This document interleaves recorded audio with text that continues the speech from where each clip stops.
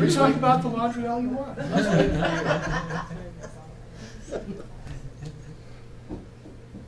want to hear the end of the story, please. The Public Utility Commission. With me are Monica Stillman and Tom Nauer, and we are the mediation team for the commission, in as much as we have such a thing. And we have such a thing because we've been doing some work this last year or so that we want to tell you about that will bear some fruit, hopefully, in a pilot project that we're going to attempt to run with for the next year or so to see how we can introduce alternative dispute resolution techniques into commission proceedings and where they should be introduced. And we have a couple of ideas that we're going to start with in the pilot project that we'll talk about here. So this is really an opportunity for us to sort of talk about what we've been doing with mediation, what we hope to, and facilitation, what we hope to be doing in the future, and to hear your comments and suggestions, and also to sort of get the word out to the community that we're looking for volunteers to participate in, volunteers being basically, we're looking for our development projects that might be right for facilitation at the earliest stages and mediation at the later stages of the project's proceedings. With that,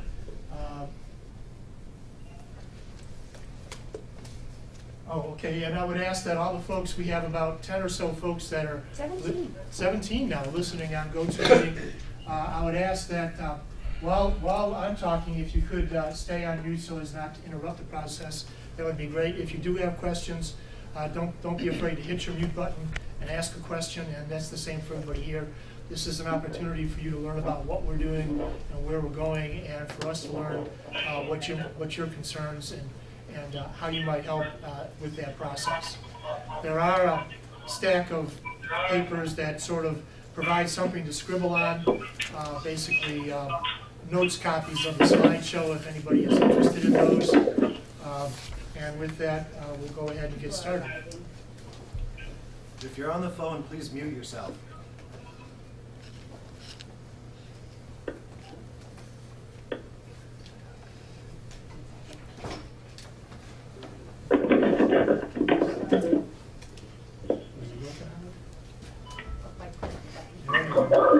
And as I said, this is an opportunity for us to... Holly, can you mute everybody? Can you mute? I don't think I can. Let me see. I think I can actually. Hold on. I think you can go to meeting. If I go to audio, attendees, here we go. I just muted all the people. Will you know if they have a question? Not if I can hear them. So there's no like flag that pops up that says somebody has a question? Unless they send a text thing, but. All right, so online folks, we just had to mute you all because someone hadn't muted and there was a lot of noise coming through. So if you have a question, you can text it through GoToMeeting and Holly will field your question. Or you can say, just send a text that says, I have a question, and we'll open up the mute button so we can hear you ask it. With that, again, this is an opportunity for the Commission's mediation team to introduce and discuss the Commission's facilitation and mediation project, pilot project, and we'll go ahead and do that now.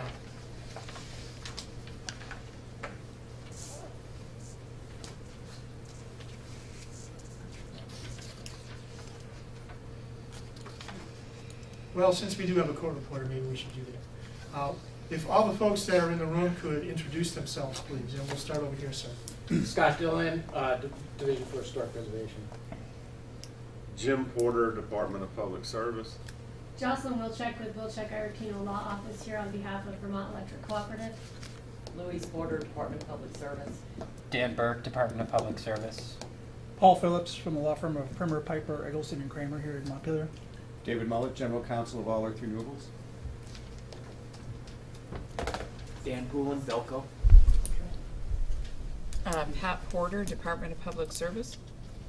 Carol Flint, Department of Public Service. Beth Aiken, Department of Public Service. Alex Wing, Department of Public Service.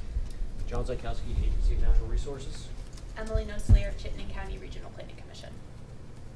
And why don't we go ahead and unmute so folks can sort of attempt to introduce themselves on the phone, although I know that's hard when they're all talking. And I'm John Brady. Thank you, John. Sorry. Keep telling us I'm muted. Okay, if folks on the phone could attempt to introduce themselves, and we'll try to make that happen. Otherwise, if that doesn't work, we'll just mute you. This is you That's Jim Dumont. I think that was Jim Dumont. Okay. Brooke says we can hear Jim Porter. Sound quality for the other speakers is difficult to hear. Do these microphones matter or no? They're not hooked up. Not now. Hello? Now it's on,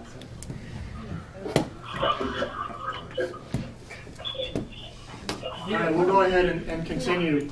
I think we did hear Jim Dumont call in, and I know that there are about 17 or 20 folks that are on the line. Otherwise, there's no real necessity that you announce yourselves. It was more for us to understand what it was. Can I speak? This is Annette Smith. I don't know if you can hear me. Yes, we can. Yes, we can. Thank you, Annette. It is almost incomprehensible on my end. There's so much noise. There are a lot of callers who haven't identified themselves, who don't show up as having muted their phones. That this is not going to work, that you can't fix the audio. There's not much I can do. Okay. Well, I would just ask again that the folks that are listening online have their phones muted. That appears to be the only inhibition that we have here, the thing that's standing in the way. There's no technical fix that we're otherwise available to us. With that, we're going to go ahead and continue. We're at the third slide. The reason this kind of started in two ways. First was we actually did, in the last 5 years, have a couple of requests, motions for mediation from different parties in larger cases that the commission denied because we had no capacity to do mediation and we hadn't thought about how to do it. And we also got some guidance from Act 174, which is probably the more substantial reason why we're here. We responded to that request for Act 174, from the Act 174 working group that we engage in mediation and facilitation by working with the Harvard Negotiation and Mediation Clinical Program, the HNMCP, which conducted an assessment that I'll talk about here momentarily. This is kind of an overview. Based on their recommendations, we have a couple of ideas that we want to do in a pilot project, as well as to conduct some more training of some of the hearing officers who are interested in participating as facilitators, if not mediators, as time goes by. And as I said earlier, the point of this is to get comments and suggestions from the folks who are participating, and to sort of put the word out that we're seeking volunteers from project developers, effectively in solar siting cases, principally to participate in at least the facilitation element of the pilot project. Yeah, Do you want questions as we go? Or? Yes, please. Thanks. Yeah, David Mullet, just a question. Obviously, this is early in this process, but a little bit of chicken egg on the piece about see what works and modify commission procedures as appropriate.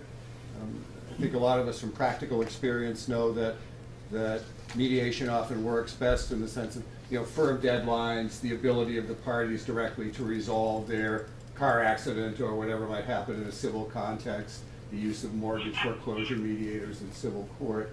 And I guess the chicken egg, and I wonder if this is part of what's been discussed, is should we also think about that the other way in the context of this pilot program? Are there procedures that should be modified to create some of those incentives and thus help the mediation effort work better? One of the ideas that's part of, and we'll talk about it here in a minute, that's part of the facilitation is that one of the procedures that may be changed in commission rules is that we would require developers in a petition to articulate all of their community outreach efforts, and that one of those community outreach efforts would be participating in a facilitated session. And arguably, by participating in a facilitated session, as we'll discuss, you'll have well, we'll get to it in a second, and I'll talk more about that. But there are a couple potential changes in procedural aspects that we're considering, but we don't want to do it until after we see how the pilot works. It might be, I don't know if there's going to be an opportunity to file written comments after today. We hear the benefit Sure. of today's In fact, presentation. you can respond to them at any time. Great, thanks. Just want to put that out there. Sure, thank you. Other comments? Okay. For those of you who aren't familiar with Act 174, Act 174 sought to increase stakeholder participation in commission proceedings, to increase the degree of transparency in commission proceedings and how things work before the commission, and to, by so doing, reduce project timelines, cost, and complexity, principally so that the public can participate greater. What we observed, as what the commission has observed, is in the last 10 years, commission proceedings have changed from being principally professionalized proceedings with the utilities to being more engagement with the public because of the nature of solar siting cases and net metering cases and other more public involved cases that don't necessarily, that aren't sort of restricted to the professional utility projects that we'd seen earlier. So basically the growth in net metering and solar siting has changed the nature of the business that the commission is engaged in. That's brought more public participation, and Act 174 was sought to address some of those changes, as does this the pilot projects here. The working group for Act 174 recommended that the commission staff serve as mediators and to require mandatory mediation in controversial cases and to move contentious cases out of contested proceedings.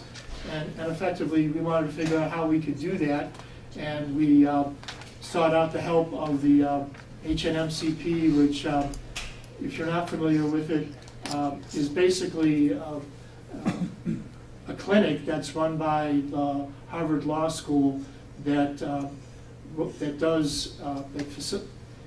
looks at how alternative dispute resolution could be applied in various contexts for different folks who seek that assistance. Basically, we had 2 students that were dedicated for a semester to sort of looking at commission proceedings, and we'll talk about that here in a second. Hello, this is Annette Smith. I do have a comment that's sort of a threshold comment. You seem to be using the word mediation and facilitation in the same way, and I don't view the 2 topics as the same. They aren't the same. And that's why we're talking about both of them. They aren't interchangeable. Facilitation is one kind of alternative dispute resolution technique, and mediation is a different one. Each of them have they're different, and we'll talk here about them in a second. I would just add that from the previous slide on the Act 174 background, that was the term that Act 174 used. They recommended that the commission implement a mediation pilot. In our research and moving forward through our review process about this topic through till today, we've definitely made a distinction between mediation and facilitation.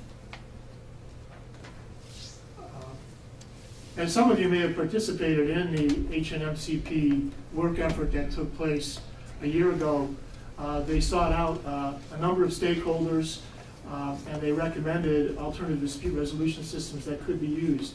Again, this was the attempt to take the guidance that we got from the Act 174 working group and find a way to make it work by defining the differences between facilitation and mediation, and attempting to find a way to put those into action in our proceedings. What the Harvard students basically recommended was more comprehensive pre-filing community outreach by petitioners. And that was sort of the nugget behind which what we're now calling facilitation was based. Basically, they wanted us to replace pre-hearing conferences with facilitated screening meetings that were open to all parties. So that was on the sort of facilitation stage, and those two recommendations are kind of folded into what we're now referring to as facilitation. And then they wanted us to, they recommended that we replace discovery with a joint fact-finding process in which parties work together to determine what information is required to reach an agreement and then jointly hire an expert or experts to gather that information. Conceivably, this is something that could be a follow-on from the initial facilitated session, or it could be a product of what later mediation activities might be directed or volunteered to in a project. And finally, they recommended that parties engage in formal mediation to resolve any additional disputes. So we sort of see a continuum between early facilitation, basically getting the parties to talk to each other. One of the things that that I'm sure many of us have seen, and it was kind of the genesis of what we now call the information session that's conducted as part of the public hearing, is that very often the first time members of the public knew about or heard about or were aware of a potential project in their area was when the public hearing notice was filed. That's what the information sessions that we now do attempt to do is, we would, well, 2 or 3 years ago, we'd go to the public hearing and it was all questions, which really isn't what a public hearing is for. Those questions should have been aired earlier, and that's why we developed the information session. The facilitated session is kind of a further development of the information session. Basically, it would be, except it would be at an earlier stage, even before a petition is filed. Quite often, many of the projects now are doing information sessions with the select board or with members of the public at town meeting kind of settings. The goal is to sort of make those early dog and pony shows more available to the public and to facilitate those sessions so that once questions were asked and answered about a project, as a facilitator, we could find where there might be points of common concern, questions that needed to be answered, and things that could be done prior to a project being even petitioned for that might reshape the project. Just, so there isn't any confusion, the second bullet under recommendations, I'm not sure if the Harvard study actually recommended that the screening meeting pertain to parties, but our pilot program would have the screening meetings open to all interested persons. Yeah, the parties in this case are not formal parties. You wouldn't have to be a party. You wouldn't have to be a party to participate. Question that came in on the text here. Sure. From Will Dodge. He said, while using staff as mediators might work in some cases, there are some instances where each party will want a mediator who can see beyond the contours of the PUC proceeding when reviewing a project, e.g. jury trials, contesting value in condemnation. I'd encourage the PUC to seriously consider experienced mediators beyond staff. For example, Michael Marks has substantial experience with mediations on some of Vermont's most controversial electrical, gas, and telecom projects over the past 20+ years. Well, that's a good question, and it gives us a chance to talk about the training that the commission has done. And actually, it was conducted by Michael Marks. We had Michael Marks come in for a day and kind of sit down with, there were about a dozen of us upstairs, where they introduced sort of the difference between facilitation and mediation. And then we did some practical exercises to show how what happens in a facilitated session is a little bit different than what happens for hearing officers in a contested case, in terms of the dynamics and the nature of the goals that are the goals of the proceedings. But they also showed us how a lot of the skills that we have as hearing officers can be applied in a facilitation setting. But that it also, I think if there was one lesson, is that we ain't as smart as the mediators. The mediators are experienced folks who've done a lot of very challenging mediation sessions, and that's not something that hearing officers at the commission have done before necessarily. Not that we couldn't be trained to do that, and we'll talk more about that as we move on. I made a note about the comment about each party wanting a separate mediator, and I asked the commenter to just keep that in mind for the next portions of the presentation and think about it in the context of the facilitator as well. So here you can see the things that I kind of just mentioned. Hearing officers are not mediators, but they could be. And that was the key lesson learned that we got from Mr. Marks' training, is that we understand what they do and how they do it, but we're not professional mediators. Facilitation and mediation require certain skills, some of which are already in the hearing officer's toolkit. We as hearing officers don't intend to participate as mediators anytime soon, but that doesn't mean we couldn't in the future as our skills and experience develop. Because some of the skills that we have as hearing officers are applicable, and because by getting more training as mediators, we'll become better hearing officers. Annette Smith had made a comment about Sure. that.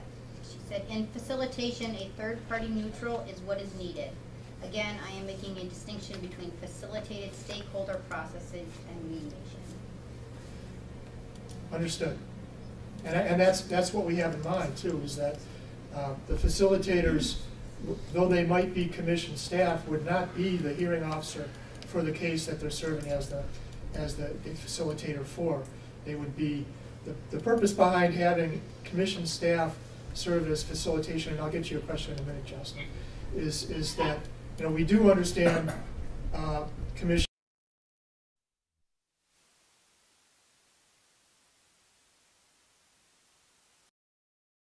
and some of the public needs and concerns, but that if there was a hearing officer, a member of commission staff who is assigned to serve as a facilitator, they would not otherwise participate in the review of that case. They would be fenced off from that, and there wouldn't be any dialogue between the commission or the hearing officer who was assigned and that member of staff who served as the facilitator. So we appreciate that distinction. Jocelyn, you have a question? On behalf of the EC, I think this is the most appropriate slide to convey the EC's comments, and I understand that this mediation pilot program might be best suited for the solar, rather than a utility case, but I'm here, so I'll share these comments with you, and they also come from my experience working on a variety of dockets, so take them for what they're worth. But obviously the hearing officers are great, and you have a depth of knowledge about the PUC practice area, but there are two challenges that I share Will Dodge's concern, and I'm not sure how you get around them, but I'll put them out there. One is the problem with a hearing officer being a mediator. In mediation, a company and its counsel share a substantial amount of information that they would never want a hearing officer to know.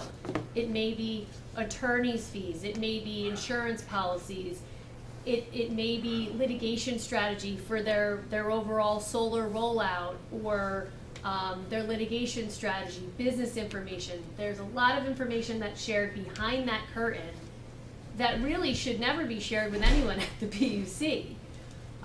There's also different roles that people play, different attitudes that people bring to a mediation and a settlement that you may never see here.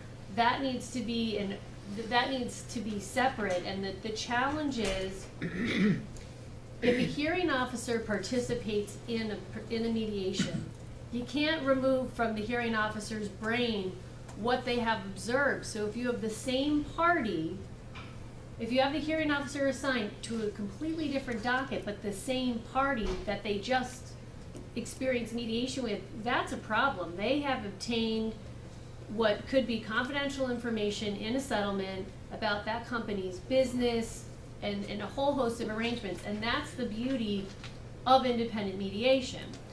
I don't know how you address that, but it is a real concern for companies that appear often before you. And this may just be an aberration. It may be more what you're looking for, the companies that We've don't foreseen appear. that concern. So, And we're not surprised by it. Okay.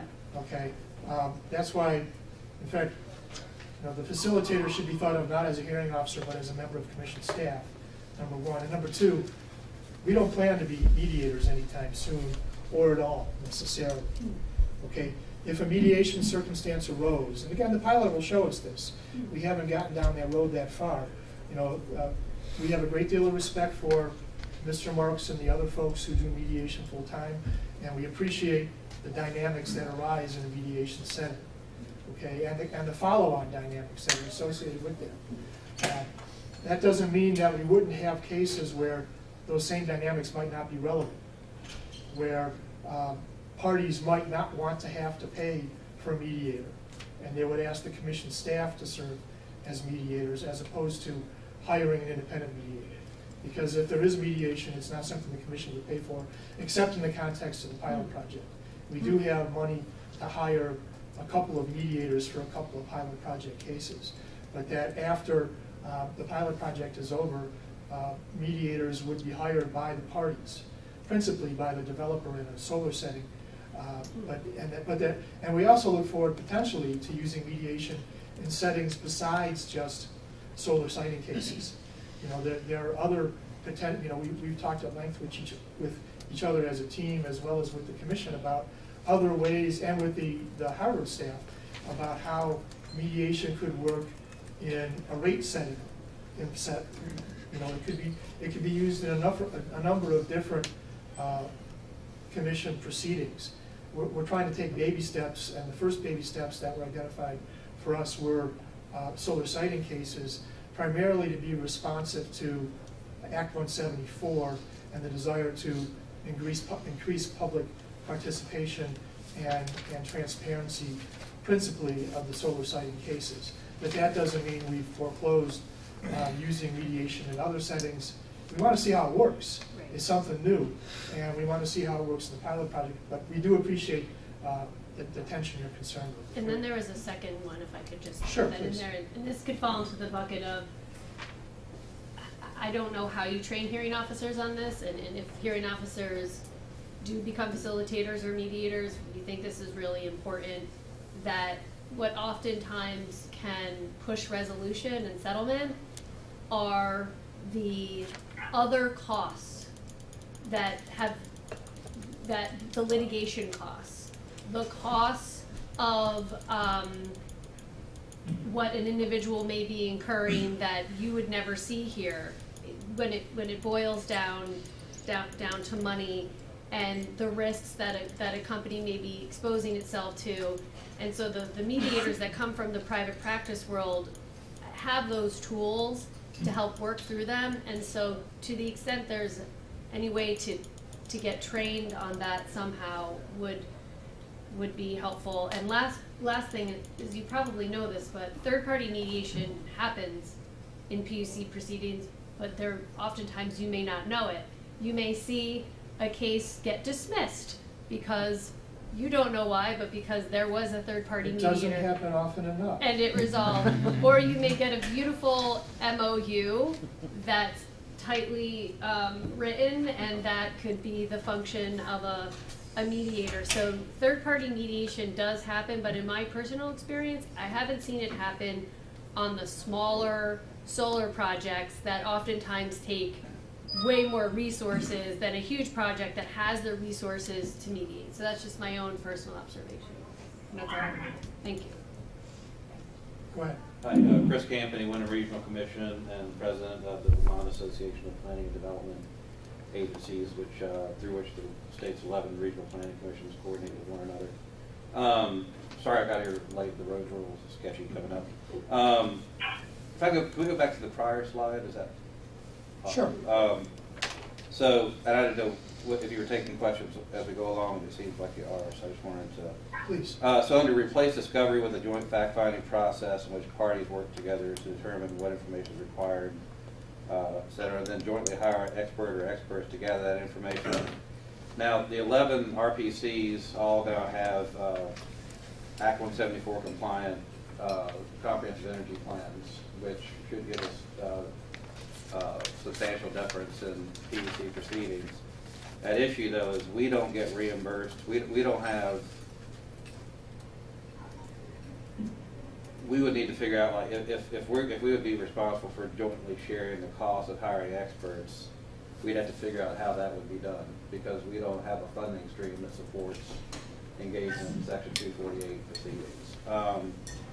And another thing is when you're thinking about the nature of parties, I don't know to what extent the Act 174 regional or town plan or municipal plans were taken into account, but that should definitely be considered when you're thinking about the pre-filing community outreach and the facilitated screening meetings, because now you're going to have more plans in place that should have more standing. So I agree. I like the direction of this, but it's just the devil may be in some of the details. Yeah, and I'll note too. This is what the students told us we should do. Right. Whether and they did that with some knowledge, having talked to the stakeholders. It wasn't an out of nowhere kind of that recommendation. But it is something that the devil is going to be in the details, and I have to admit, personally, joint fact-finding sounds very challenging to me, having been raised in an adversarial system. That doesn't mean it couldn't be done. It just means that it's something new that we'll have to figure out what it is and how to make it work. If, in fact, it looks like a good idea.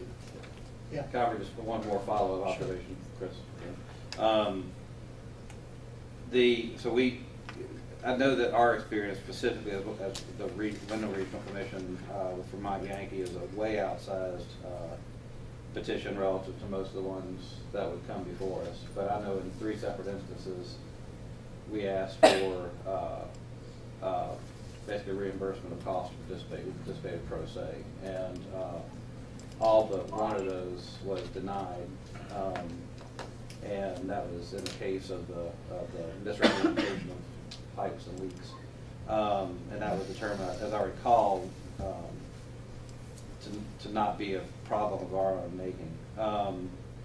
But as we go through this, we're going to need to figure out the expert question can be a challenge for municipalities and regional commissions, again, going back to the availability of funding to actually do that. So that's one of the issues I think that's come up in many instances, probably in the survey that was done to this about how do you actually have kind of equal status along with the other parties in this process, so that you can effectively represent the plans which were approved through due process.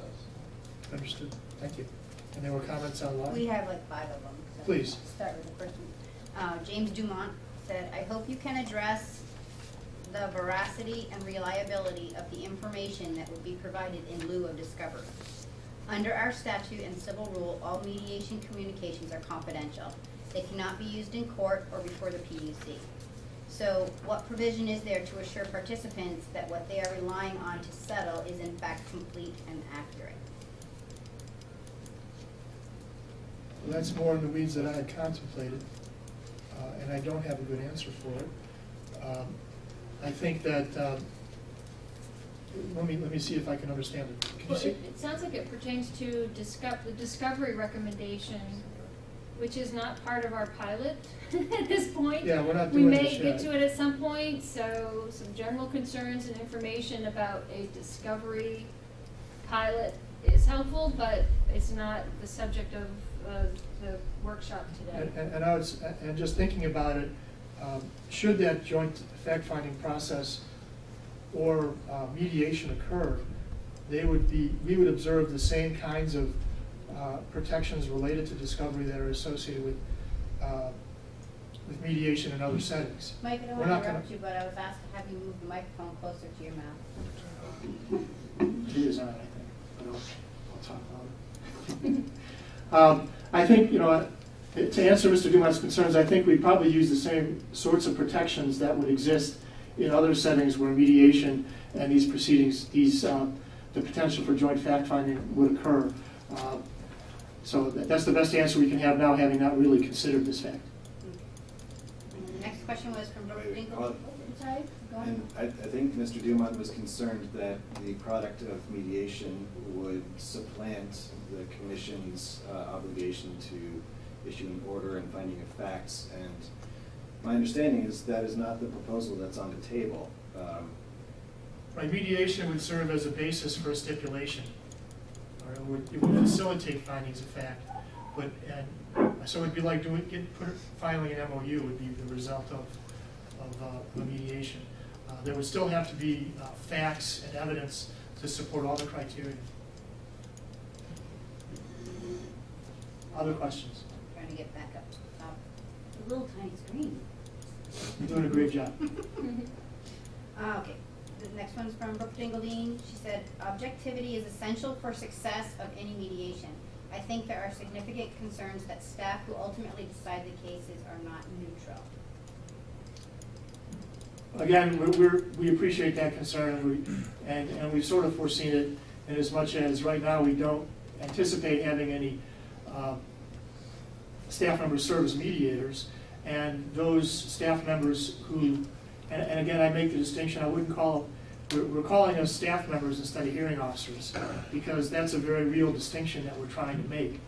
That there are only about 4 or 5 of us that are really going to be maybe participating as facilitators in the near future. Those of us who do participate in that will get additional training, and we will be, there'll be a Chinese wall that will screen us off from participating in that case or related cases. We would have to recuse ourselves from assignments to cases that might be related, where we might be participating as hearing officers. The goal, I think, of the reason why we want to have the hearing officers do facilitation is because we do understand commission proceedings probably better than anybody else. And we can really help the parties, at least in those first few meetings that are facilitated, get together and see where their differences and similarities are, and see if they need to hire a mediator to work through them, or if they just want to go right to a contest. So staff members wouldn't be participating in any final decisions. Staff members who are playing the role of facilitators won't be playing any role in a final decision in case. I agree with everything that Mike just said, and I would like to add that putting the mediation pilot aside, every hearing officer that I know approaches every single case from a neutral standpoint. Ready, next one? Yes, please. AJ La Rosa says, I would mimic Mr. Dodge's comments. When I serve as a mediator in an environmental case, Act 250, I act with complete neutrality. My concern is that when a hearing officer is acting as a mediator in one case, the parties might be unwilling to be totally frank, because that hearing officer may then serve as a hearing officer and not mediator in another case with that party. I would strongly consider that the PUC consider that issue as it applies to both mediation and facilitation. I would think it would be a conflict of interest under the ethical rules. I certainly would feel uncomfortable mediating a case involving a former client, which is similar to mediating a case with a party that I served as a hearing officer. I agree. I think that's a problem that we'll have to work through, and the goal of it initially is to not make hearing officers mediators, and to develop this Chinese wall around facilitating members of the staff so they don't participate in any related cases in the future. And actually, to that end, Brooke Dinkeldine said, I do not believe that building a Chinese wall for the hearing officers fosters the necessary confidence in the process. Okay, well that's good to hear, because we want to test that out in the pilot to see how it works. That's a good criticism. And then there's one more from Annette Smith. Definitions, my perspective. Mediation generally occurs at the end of a process that has led to a deadlock and is done behind closed doors with lawyers present and confidentiality agreements not to talk about what happened in the room. Facilitation of community-based stakeholder processes is used at the front end, before developers have hired their experts. Work best without lawyers as the lead for their clients, but instead enables the parties to have an equal seat at the table that includes citizens. She attached a flyer that was used in 2011 about a workshop around wind energy siting. I'd say that conforms to our understanding and definition as well. And it's kind of a description of our pilot. We took it upon ourselves to expand on what the Harvard report recommended for mediation, to develop a commission-led facilitation component early in the process, sort of like a site visit, maybe expanded into a general discussion about what concerns there are, has the developer thought about this and that concern, and give that kind of early on meeting the credibility of having a commission member present, because there is already the provision for a developer to hold community meetings. That's in our rules, and the department can participate. The commission isn't part of those, and I think we saw this facilitation early in the process with commission presence that would be a useful tool, exactly as Annette described. We have one last thing. Someone Please. just asked if people, when they speak here, I think including you guys, would identify yourselves to the people on the phone. Sure. And There's another question in the back. I'm Emily Noslier. I'm with the Chittenden County Regional Planning Commission. I'd like to know whether you anticipate this facilitation or mediation process being for all projects that are before you or for a certain scale?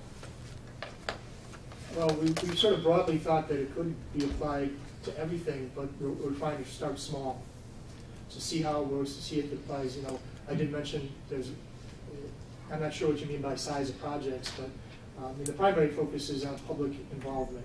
Those cases that have large public involvement are the ones that are most interested first. So the next slide actually gets into that as well. And then there was one last question from A.G. La Rosa. What are the confidentiality rules for facilitation? There are none yet, but Mr. La Rosa, if you have suggestions, we'd be more than glad to hear from you. So this is the how we're defining our pilot project. Okay, and it is, as I've discussed before, it comes in two parts. There's facilitation.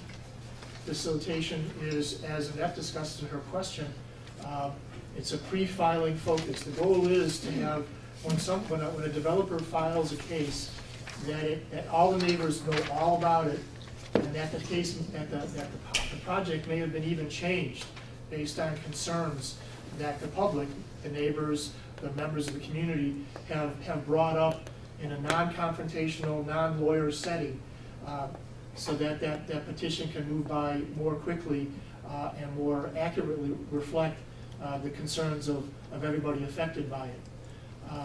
The goal is to have petitioners, developers, at least in the pilot project setting, ask for facilitation. If that occurs, then this would occur prior to 45-day notice, prior to a project even being petitioned for.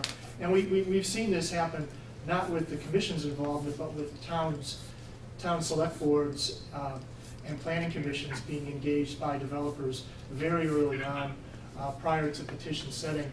I think if there's a concern that arises, a shortfall with that process is that the public doesn't always play in the same way that they might play if they see that a facilitator from the commission is coming and it's at a public setting that's announced in a notice to the public.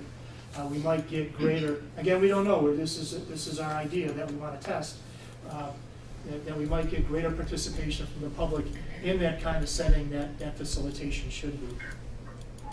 That would be followed, and then, so that's the first part of the pilot project, is to try to find a half a dozen or so development cases that early on a developer would come to us and say, we're thinking about putting this solar project in this location. This is our general, working idea. We have not yet hired an engineer. We don't even really we haven't invested very much in developing a project plan, but this is our idea. We have this property in mind. We have this scale of a project in mind.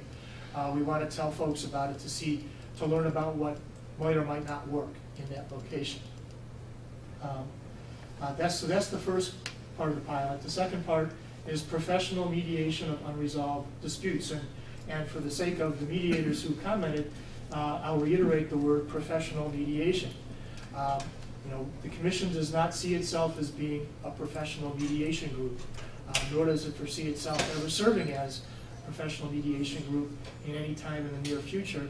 Maybe later on, once we sort of get learned about how it works and have had the opportunity to participate in some and have gotten additional training, and where we have cases where the parties don't want to hire a professional mediator, we might serve as a mediator, recognizing the shortfalls that some of the parties have already, some of the folks have already discussed today. This would be, professional mediation would be post-filing, after the contested case disputes have emerged, just as they were defined by Ms. Smith in her comments before. There is money right now, we think, to fund at least 2 mediated cases. The goal, because this is our pilot program, we would fund, the commission would fund them, but then once the pilot's over, we would have to make, part of the pilot is for us to determine how should funding occur. We're not sure precisely the best way to do that. Our initial sense is that the developer would fund mediation, but there may be cases where where funding could come from different sources. We may use mediation in non-citing cases, and there may be better ways to fund mediation that we haven't considered. So again, that's the purpose of the pilot project. Did you have questions? Annette Smith had responded regarding the confidentiality. Sure. The parties discussed confidentiality at the outset. In our stakeholder process with Agrimark, they opened the discussion with a confidentiality agreement to which everyone objected, and they agreed to go forward without it and apologize. For the OMNIA stakeholder process, we discussed confidentiality, but my recollection was that it was not an issue. Okay, so I think that's a good point, is to bring out where does confidentiality fit in the facilitated session. I know that the area that's been immediately considered by the commission is, the notion of the facilitator as a staff member not otherwise sharing what they've learned or discussed during the facilitation session. That the staff member participating as a facilitator would have nothing to do with the processing of a case by the commission once a petition is filed. And that up front, the facilitator would tell those at the facilitated session that that's the case. If that should be expanded, we can work on that too. And then Annette expanded on Chris Campney's comment about expense. Yes, it's an issue with mediation where all the parties are expected to fund the mediator.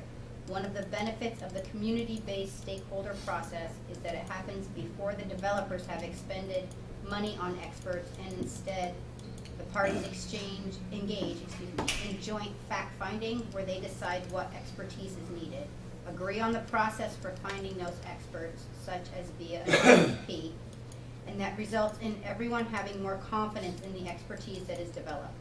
It avoids the dueling expert problem, and since the developer is going to pay for experts anyway, it means that the other parties do not need to dig deep to raise money to hire experts. Understood, and that's something that we'll contemplate as we address the results of the pilot program. So that's a good comment as well. Questions in the room? Yeah. You, David Mullet, you made reference a little while ago to the notion that mediation might also be successful or have opportunities in non-citing cases, which makes sense. Given that, why in the hearing officer training are the 6 pilot program matters all citing cases as opposed to taking a shot at it in a utility rate case or a quality of service investigation or something else? Because we had to draw the line somewhere. This is Tom Nauer. I would add that the commission tends to have a lot more engagement with members of the public in citing cases than we do in utility rate cases.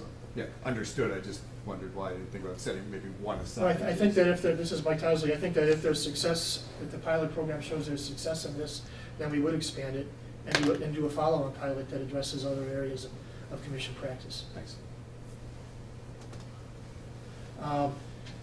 You can see hearing officer training. You know, we just talked a little bit about that. The goal is that that commission staff have the opportunity to serve as facilitators in up to 6 pilot program citing cases, and then when we do have 1 or 2 mediated cases that commission staff would shadow the mediators with the acknowledgement that they would have to sign, or they would have to keep confidential whatever information was derived from those. That may be problematic in a way that we hadn't foreseen. So we'll have to think about the shadowing of mediators, because that would cut hearing officers off from being able to participate in other related cases in the future. And so we'll have to think more about the degree to which we want, how confidential we need to make the mediated processes.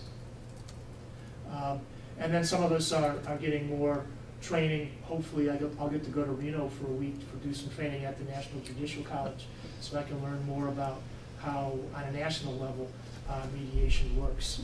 That's my pitch to the commission to pay for. Yes. Chris Gay, New England Regional Commission. That last bullet made me nervous just because I'm curious about to what extent the commission is committed to the pilot if you're getting training as available. It seems like if you're all going to play these roles, you need that training. Yes, and we've had training. I think the commission is convinced that we've had sufficient training to serve as facilitators, at least in the pilot project setting. And maybe in the pilot project we'll learn we need more. We recognized up front that we aren't mediators. Our training showed us that we aren't mediators, and we need a lot more training. I guess the as available has to do more with time, money, and the availability of formal mediation training to us here, given the fact that we have other roles to play and other things to pay for. And that it's appropriate to where it will be applied. It doesn't have to be the same topic, but it should be related enough to be meaningful. Right. There's a concern that we don't need to learn how to be real estate mediators. I also think the team here keeps impressing on the commission that we want to go about this in a thoughtful manner. We don't want to just launch into things and change rules and change procedures without having some feedback and some knowledge about whether and how they work and how to fine tune them. Results of the pilot could be that one whole portion of this goes away and we don't address it. And that is a legitimate response for us to give the legislature in response to what they asked us to do in Act 174. So it's a learning Brooke tool. Dingeldine did ask, what criteria are you using to measure the success of this pilot program? To be determined. Yes. We're hoping to get some input from participants on it's that. the did it work criterion or not. I think, I don't know that we have not written down any formal criterion to address that. I think it's just we want to test and see how it works, and then we'll probably use the we'll listen to the people who participated in the pilot program. And I think we also, that's part of the goal of today, is to get people thinking about that. If you have ideas, to give us Yeah, help guide assessment. If there are criteria that are appropriate, we welcome those, please. Another one pop up. It just says Martha. In the Searsburg Collaborative, Mediation in Advance of Deerfield Wind Installation, regulators, agencies, etc. were unable to sign on to a confidentiality agreement. It is not anticipated that state agencies and departments, etc. would be participating in the early facilitation. And how are they respond to the confidentiality situation? I have a hand from somebody from the department. Yeah, I can raise a hand. This It's might be an Stanford. issue. I've been presented before with proposed confidentiality agreements within the context. I'm Daniel Burke from the Department of Public Service, And there are times where we have looked at confidentiality agreements and realized signing off on them could potentially cause us to violate the Public Records Act, depending on how the confidentiality agreement is structured. So any state agencies that are subject to the Public Records Act have to bear in mind that they can't conflict with their Public Records Act obligations. And that might be the issue that arose in that context. And so that would apply to ANR and any other agency that's involved in proceedings. And I would add that happens often. It's a real challenge to bring the state agencies on early because of exactly what Dan mentioned. But my understanding is that when you are actually discussing settlement for Vermont Rule Evidence 408, I think that's what it is, it's at that point where two parties who are parties in the case who are discussing settlement, nothing that is discussed in that settlement can be introduced as evidence.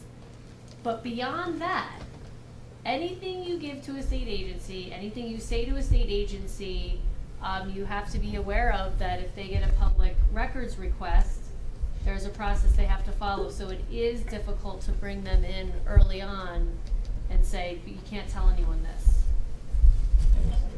So the way I've participated is you just have to realize anything you say could become public, and you have to be comfortable with that. Right. Yeah. Well, that's not an issue. That's not an issue we thought about. So I appreciate you coming up. Chris Camden, with the Regional Commission. An issue that we faced we haven't participated in a lot of cases where there are confidentiality agreements, but one of the issues we faced is that we don't control our commissioners. And so I could participate as staff, but when it came to like actually having confidential information and bringing it back to the commission, we can't really control that information. Like if a commissioner goes and does something improper with that information, it's a town appointee. We don't determine who our commissioners are. And I don't know what the issue might be with municipalities with regard to that. So just flagging that as maybe a concern. Again, I don't have enough experience to really know if this would be an issue or not. Yeah, the only way that we've really sort of thought about it in our discussion of the pilot project is that we wouldn't use a court reporter at the facilitation session. That the door would be closed, and everybody would be told that the door is closed, and what happens in the room stays in the room. Will Dodge has said, has the PUC considered approaching the General Assembly regarding a Public Records Act exception to address the confidentiality enforcement issue, at least for mediation? I just thought of it too. And then Annette Smith said, in the OMIA stakeholder process where state agency staff did participate, I am now recalling that after the experts were hired, the parties agreed that the experts would be provided access to all confidential information, and that confidential information was vetted by the experts to enable them to perform their work. We trusted the experts, so we're satisfied that they were getting what they needed while the rest of us did not need to see it. Understood. Thank you. And one more, and then one more. I think it's done for the moment. Please. Brooke Dingledine said, if hearing officers are being turned into mediators in the PUC process, why not try the case before the PUC? I think she means the commission. I think that's a rhetorical question. But I'll respond by saying, I understand the concern, and right now the goal is not to make commission staff into mediators. So the next slide talks about the details of facilitation. And I'm just curious, I will be curious to hear participants who have been stating concerns about confidentiality help us understand whether and how that applies to the early on facilitation in this slide. And we've talked to a lot of what's on this slide already, and having been an instructor, I'm really hesitant to read a slide because I've been told hundreds of times not to do that in student critiques. So I'll let you read the slide. Yeah, I guess my Many of the question things I've already is, said. in doing this kind of information session, would these confidentiality concerns be triggered? This is the goal. This is Jocelyn Wilczek. Actually, this past weekend, the Vermont Bar Association held their Montreal Thaw, and there was a session on mediation, and one of the topics of discussion there, and I know some of the attorneys on the call were there, and here as well, Paul Phillips was there. One of the challenges that the mediator who was presenting and the lawyers were struggling with is, and this often happens early on in a case, the challenges with a developer disclosing potential alternative options. Because once that idea is out of the bag, you can't put it back in. You can't, as the mediator, very experienced mediator Jim Spink said, you can't hide facts through a settlement. You can't disclose a fact in a settlement and then say, no one can discuss this fact because I gave it to you in a settlement. So what happens is, even with a confidentiality agreement, you have to be very careful as a developer to share and brainstorm.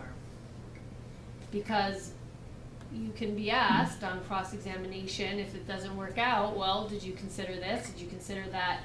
So that's why discussing these project ideas early on is helpful, but it also has challenges where people aren't yet totally comfortable with what's your real issue, how much am I going to disclose?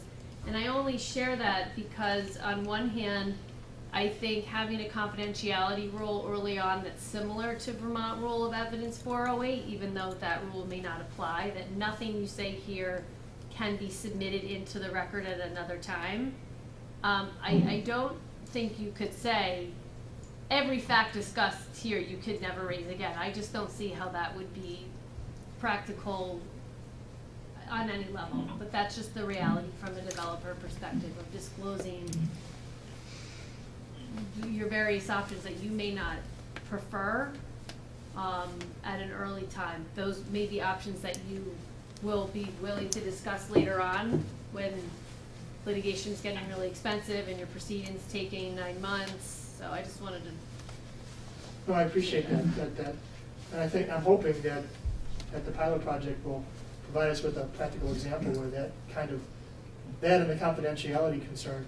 You know, we talked, Mr. Dodge mentioned, you know, a legislative initiative to address mediation by the commission. That may be, you know, the whole notion of confidentiality, and there may be something there. There may be some meat there that we can go across the street with. Other comments? I don't know if you can hear me. Yes, we can. This is never mind. We can hear you. Go ahead. Okay. Oh, sorry. So this is Attorney AJ LaRosa, and I was one of the presenters at the conference that Attorney Wilczek was talking about.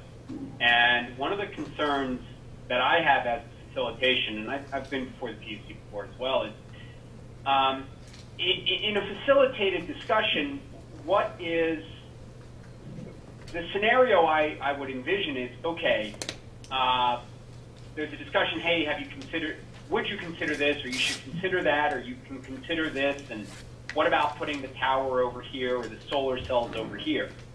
And if the developer, I don't know, rejects it or doesn't just accept it, later on in the hearing, those people say, well, we proposed X, Y, Z, and they rejected it. And they spin it as a way to make it look like a developer or a project opponent or even a proponent. You know, the developer could do the other side. Well, we made them settlement offers and they didn't accept it. And in a mediation, it's very clear that you can at least do that. If I make an offer in a settlement, in a mediation, it can't then be suggested that I didn't accept or you didn't accept that offer. That's unclear in a facilitation early on. So that dynamic would at the very least, I think, have to be worked out fairly quickly amongst the parties early on. That's my thought, and it pairs to what Jocelyn was saying. Understood, and that's a good comment. This is Tom Nauer from the PUC. My vision, and it may be different than what Monica and Mike have, the facilitation really is providing a common setting for people to learn about the project. And so the last comment suggested that we're trying to resolve some of the issues, and I think that's a step beyond what I envisioned for the facilitation. This is just the developer says this is my concept, and whoever else is at the table, whether it's the town, whether it's state agencies, whether it's members of the public, they are learning about the project. They can ask questions and they can express their concerns, and then the developer in that setting can choose to respond to those concerns or not, and say, okay, I'm going to take your concerns and go back to the drawing board. And where that comes from is us as hearing officers seeing cases where developers already invested substantial amounts of money into testimony for a postage stamp of a site, and surrounding landowners or the community being concerned with that specific site and saying, what about over there, what about over there? And the developer having already invested money into numerous studies to support the 248 criteria for that one site.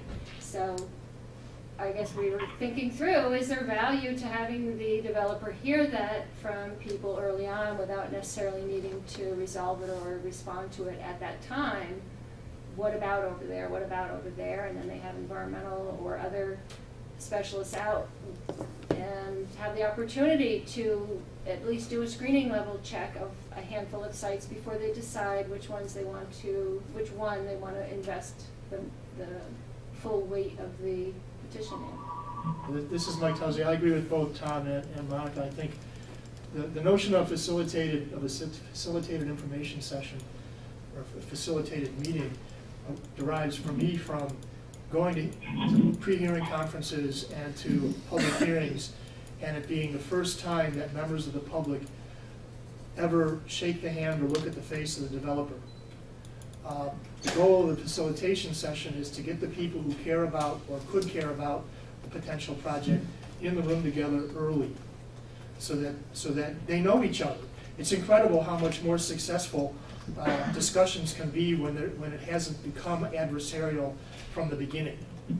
And that's the kind of goal is to, sure, I can appreciate that as Tom said, that there isn't going to be much resolve necessarily in a facilitated session, but it could lead to further sessions that are monitored by a professional mediator. The facilitator might say, I have to step back from this. You guys are working on real stuff now. You need a professional mediator to come in and do this. And the developer might say, yeah, we'll pay for that, because that would be cheaper than fighting it in the future. I think these are all great suggestions in discussion area. I'm really anxious to see now how it might work in a pilot setting. There were questions? Go ahead. I got one. Chris Camden, Unresolved Commission. I guess I'm trying to picture where so we're in a regional commission hat. Where we're going to be coming from is a position of policy.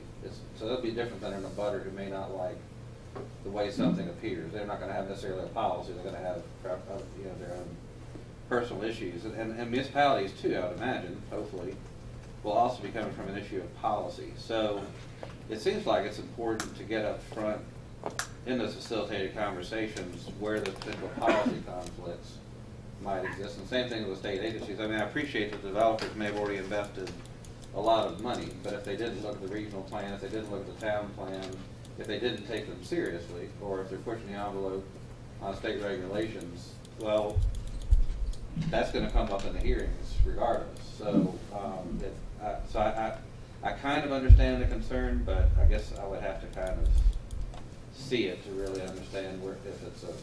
I think from my perspective, if you attended the facilitation session, you get to.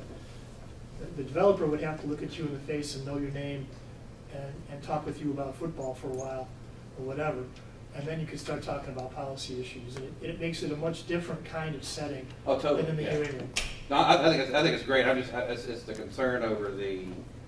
Well, what if later on in the hearing there's a back and forth about, well, we offered this or we didn't offer that. I don't understand exactly how real that is. And again, it's coming out of lack of experience probably, but I just wanted to put out there that, I think it's a great idea to have that more casual conversation as opposed to just launching straight into the whole contested case format. I wish that would happen much more frequently, because we could probably resolve a lot more sooner for a lot less money for everybody involved in time. So I think it's a great idea. I'm just trying to wrap my head around what those issues are on those different options. And hopefully the pilot will show us that too, so. Yeah, and I think your use of the word offer, we offered you this and we offered you that, our expectation is that the facilitator would be trying not to steer people in that direction at that stage. The other thing is, the facilitator is not going to be trying to steer you towards a solution that the commission will approve. That's the other whole layer to this, is that it's to get people talking and voicing their concerns and voicing ideas. It doesn't guarantee that what that group comes up with is going to get approved by the commission, so it's less formal than that. Sure. There were comments on There are three. James Dumont here, recall that VRE 408 is not a confidentiality rule. It is a rule about admissibility into evidence, and it has some important exceptions. A person with information subject to VRE 408 is free to share the information with anyone in the world. It just has limited admissibility. Great. That's a good comment. Thank you. And Brooke Dingeldine asked, why does the applicant get to, quote, take credit for seeking facilitation in its petition if the neighbors don't get to say we asked for X and were ignored? Because they did. I think the answer is, the goal is to attempt to provide some carrot to the developer to participate in a facilitated session. And the commission wants to encourage developers to do so, and that's what that bullet relates to. And then the next one was, oh, did you? I just had a process question.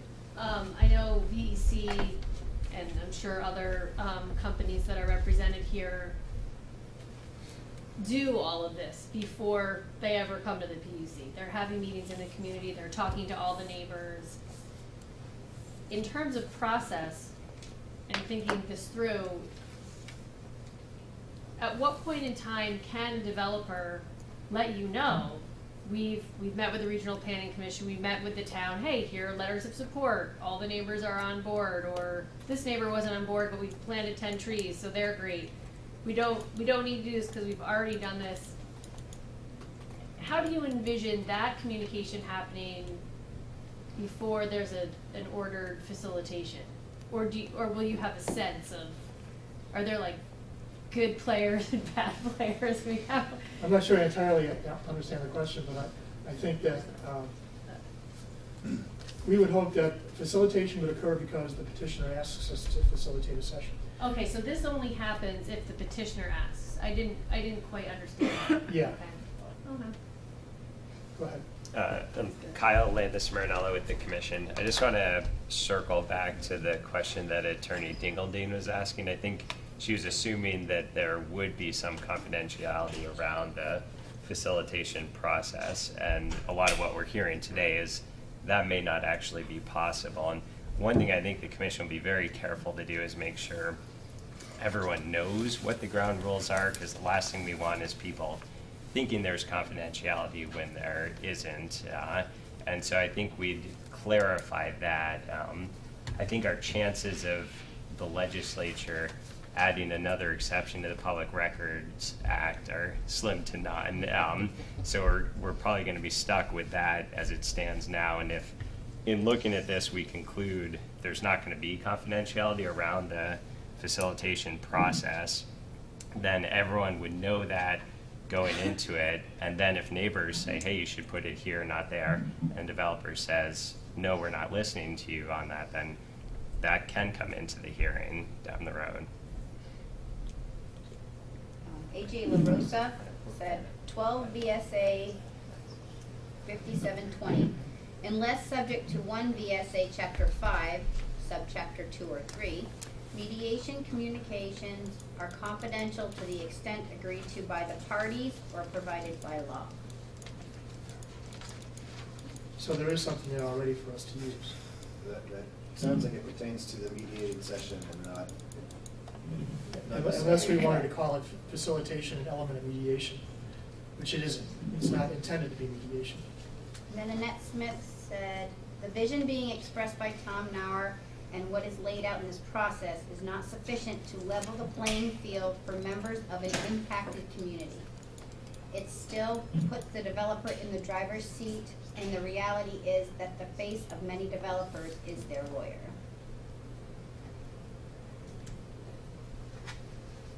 Okay, other questions or comments on this slide? Yes, in the back. Emily, can you just spell your last name? Yes, I can. It's N-O-S-S-E hyphen L-E-I-R-E-R. No problem.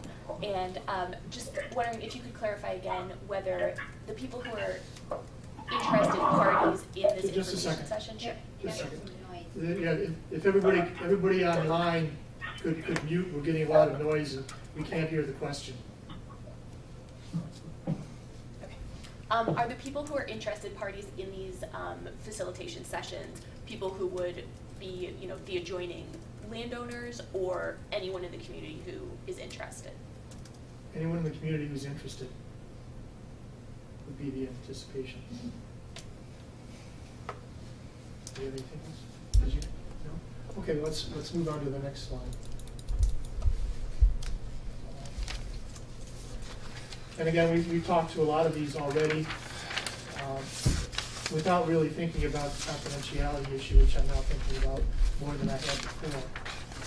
That doesn't mean, as Kyle mentioned, that we couldn't simply accept that the facilitated session is a non-confidential session from a legal perspective, and approach the dynamics of that session that way. I don't think that would necessarily foreclose the value of the session. I think you can still talk about it without it having to be confidential, because it's not an agreement development meeting. It's from my perspective, it's people getting in a room and meeting each other because they care about something, and then seeing what happens after that, so that they learn about the project, etc. Or on site.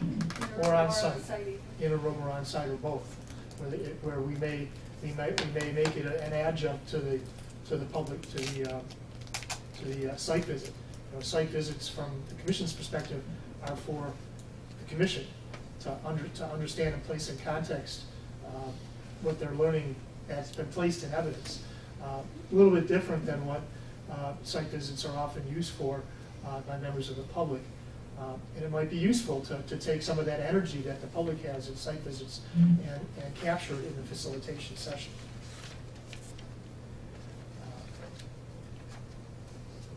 Next slide.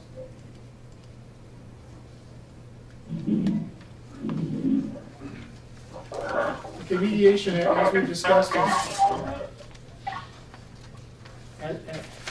discussed, is later on in the project, is later on, after a petition has been filed for, and there's potential for resolving a dispute that has arisen in the litigation of the case. In the pilot project, the commission would assist the parties in locating and would fund a professional mediator. And then the results of that mediation would hopefully would form the basis for some kind of a stipulated agreement, but they wouldn't otherwise supplant the evidence that would be required to meet the criteria in the case. Next slide, please. Any comments? Okay, well, I think we've had good, robust discussion up till now about many issues. I do have comments. Could I speak? This is Annette Smith. I was just going to say, if anybody has anything else to say, they can say it now. So, I guess I'm surprised by what you're presenting. I'm a little disappointed. Having participated in community-based stakeholder processes, and I posted a link to the Harvard Law School forum that I attended that was specifically for facilitating wind energy development. I guess I understand better than most what a real facilitated community-based stakeholder process is. And I thought that that's what you were working towards. And it's clear to me now it's not. So the facilitation part of what you're talking about really is just sort of an expansion of the public informational session. Well, what's the difference in that? What are we missing? Oh, there's what you're missing is that the difference is that if you do a community-based stakeholder process, the developers do not go out and hire all their usual experts first. I mean, we see the same experts over and over and over again. The public doesn't have confidence in those experts, so they have to hire their experts. When you have a community-based stakeholder process with joint fact-finding, you convene the meeting, and this is not for just the general public, it is for the stakeholders. And if there are a dozen community-interested people, they have to find a spokesperson or two. But it gives the citizens a seat at the table. You can have planning commission, regional, and town. It creates that forum where everyone has an equal seat at the table. When we did this with OMIA, we had the North American president of OMIA sitting at the table, and there were no lawyers in the room. And we did issue an RFP. We then interviewed 4 different firms. We agreed on the experts to hire, and actually OMIA did not choose the expert they wanted. They listened to the state agencies and the people in the community, and to their credit, they chose the experts that everyone else wanted. There is such a difference between what you're talking about and what a real community-based stakeholder process is. But what this forum has done for me is to, I think, really highlight that the PUC process is a lawyer-driven process.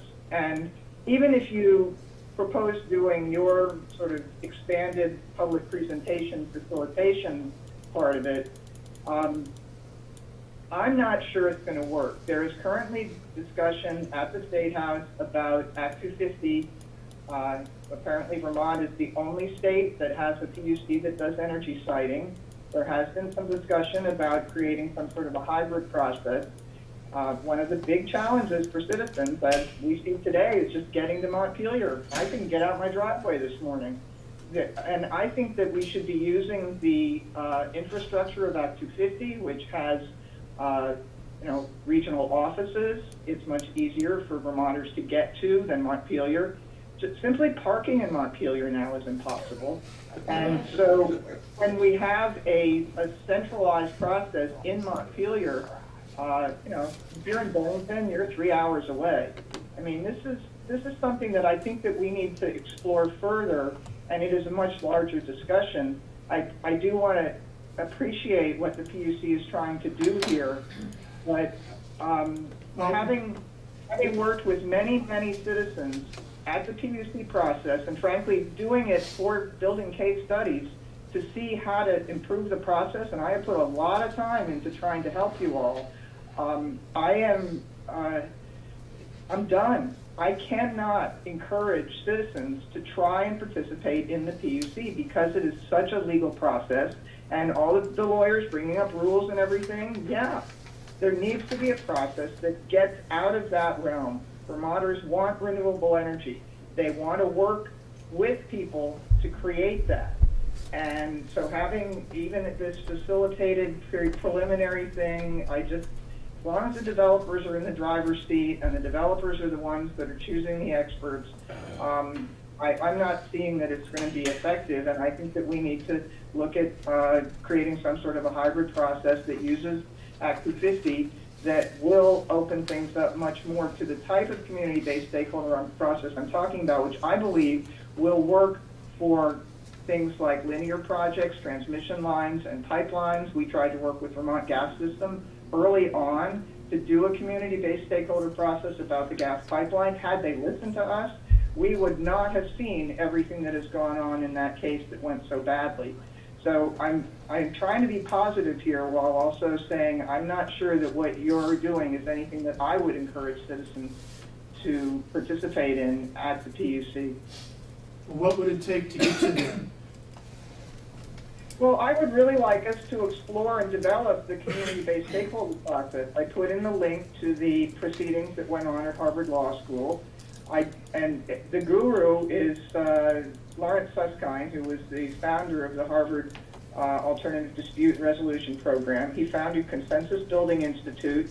That is now run by Patrick Field. I have been keeping Patrick Field in the loop about our discussions in Vermont.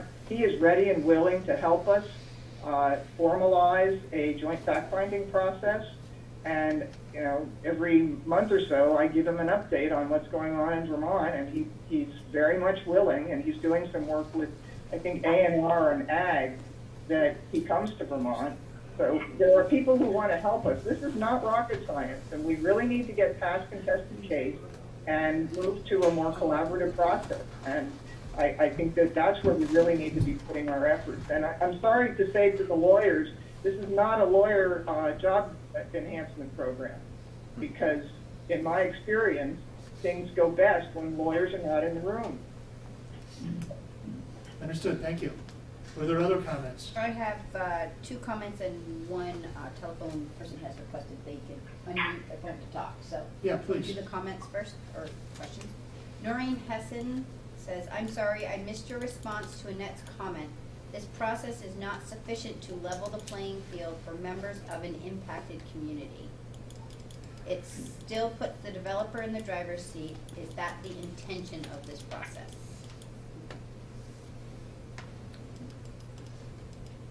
If that's really a question, the answer would be no. It's not the intention of the process. The intention of the process is to engage the public early on and throughout the process in a transparent and efficient fashion.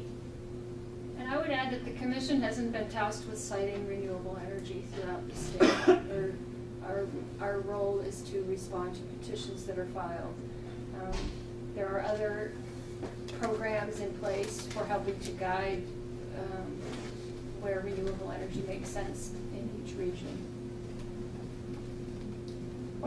Annette, I have one other comment on the slide that says getting to yes. I appreciate that's just about mediation, but I did want to make the point that after that first day of the wind workshop at Harvard Law School, I went up to Lawrence Susskind and I said, is this about getting to yes? And he said, no, it is not. He said, no, absolutely always has to be on the table. Now that's related to a facilitated community-based stakeholder process. That's one of the things that Vermont Gas System refused to do. They would not agree that no had to be on the table. And that's one of the reasons that their process did not work. Understood, thank you. Just, Jocelyn Wilczek, one observation from what I've observed. I actually agree with Annette's point that in the very beginning of a process, it's a great idea for the lawyer to stay out of it. And oftentimes in the cases I'm involved in, the developer and the community and the neighbors can get a lot of work done. And the lawyer comes in to those conversations, the case has been filed, things aren't going very well, and the lawyer can come in. But I am concerned that once a hearing officer is present at a facilitation, the client will say, oh my gosh, a hearing officer is present, you have to be there, as opposed to what could naturally develop. So maybe think about in a notice that you issue in your pilot to set the tone that, I don't know how you would say this, but to send a message that, lawyers don't need to be there, to make the companies feel more comfortable, and that's really up to them. But I do think that lawyers can get in the way in those very early discussions, and to try to create a tone that they don't need to come. I'm not sure that will work, but that's just my observation. You don't have to go, Jess. But thank you for that. Or you can come, but you can't talk. Good luck with that. I'd like to turn to Holly. Had a few people in the queue, and Mr. Bullitt, you can go after. AJ La Rosa said, for what it is worth, there is a lot of writing on the concept of whether mediation discussions with public entities are protected from Public Records Act. He gave a cite here, but it's hard for me to read. So I'll try to see if I can recover these and we can Please. make sure people have them. And Brooke Dingledine has asked that she be able to speak. Please. So. You can unmute Can you yourself. give folks, this is Brooke Dingledine, can you hear me? Yes. Great. I just wanted to talk briefly about mediation, what sort of the goal of it is, and what it's based on in terms of efficacy of the process. I've litigated and mediated for 22 years. I've been involved in dozens of mediations, and mediation is most successful as a risk control device. It reduces risk of in a contested case through the compromise of the parties, so that you know you're going to get at least half of the pie for sure instead of roll the dice and win or lose. The process that you're talking about engaging in, I think it's fundamentally flawed because of the fact that there is no method to provide the necessary leverage on the part of the public to do more than get a couple trees planted here or there. For example, if there is a site that is objectionable to neighbors, individuals, or municipalities, this preliminary process, maybe it'll narrow issues, but ultimately, this is a Band-Aid approach to a process that really needs to be looked at a little more closely in terms of public participation. If there truly is a desire to allow the public to participate in this process, then what I believe is needed is a radical altering of the hearing process itself. To the point that Annette Smith makes, which is this is a lawyer-driven process. I have never seen a process more lawyered. This is about pre-filed testimony, rebuttal testimony, sure rebuttal, back and forth and back and forth. When you show up at a hearing, all of the evidentiary issues are dismissed because if they weren't briefed in some piece of paper a month beforehand or 10 days beforehand, people can't say, hey, you shouldn't look at this evidence. These individuals, groups of neighbors, or municipalities do not have the resources to hire lawyers to the tune of 50 grand, 100 grand a pop for these projects to mount any sort of defense or to significantly impact the process. All we need to do is look at the statistics of how many cases have actually been denied for solar siting, for example. There's Mount Philo, there's Apple Hill that's now been reversed.